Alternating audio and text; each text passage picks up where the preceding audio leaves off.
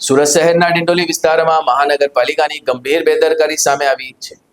New Dindoli તરફ જતા new મુખ્ય માર્ગ પર આશરે 100 મીટર લાંબો રોડ અચાનક ધસી પડ્યો હોવાની ઘટના વહેલી સવારે બની છે। આ ઘટનામાં એક ડમ્પર પણ રોડ સાથે જમીનમાં ધસી પડ્યું હતું। સદનસીબે કોઈ જાનહાનિ થઈ નથી। હાલમાં જેસીબી દ્વારા ડમ્પરમાંથી સામાન કાઢી તેને હટાવવાનો પ્રયાસ કરવામાં આવી રહ્યો છે। આ બનાવે મહાનગરપાલિકાની પ્રી મોન્સૂન કામગીરી પર ગંભીર સવાલો ઊભા કર્યા છે। વિશેષ વાત એ છે કે આ રોડ થોડા દિવસો પહેલા જ નવીનીકરણ કરવામાં આવ્યો હતો, એટલે કે હજુ વરસાદ શરૂ થયો નથી ત્યાં જ નવો બનેલો રોડ જમીનમાં ધસી પડ્યો છે।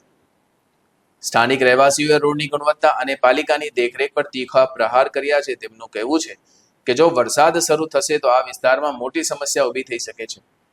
પાલિકા અધિકારીઓ હજુ સુધી આ અંગે કોઈ સ્પષ્ટતા કરી શક્યા નથી। આ ઘટના સુરત શહેરના ઇન્ફ્રાસ્ટ્રક્ચર અને મહાનગરપાલિકાની કામગીરી पर ફરી એકવાર પ્રશ્ન ચિહ્ન लगावे છે।